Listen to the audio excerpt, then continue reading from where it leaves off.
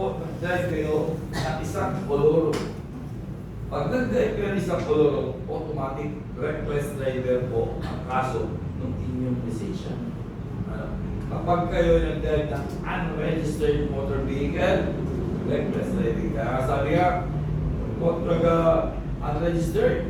Sa unregistered, may multa 10,000. Bukod po yung driver na 2,000, bali 12,000 po. Yan po yung reckless driving. Automatic yung sa reckless driving kapag unregistered motor vehicle. Pangalawa, submission of fake document in relation to the applicant for a driver license. Yan. Kayo po makakukuha ng driver license. Dapat sigurado na sinag-15 nyo kay LTO is yung mga real name nyo. Ha? Yan. At baka gumagamit kayo ng mga aliases, hindi daw pwede. Ano? Sabi nga, bagay, pero kahit naman yung multan, 1,000 lang naman, yung public act, 10,930. Ano? Then, failure to carry driver license. License certificate. May driver license ka nga.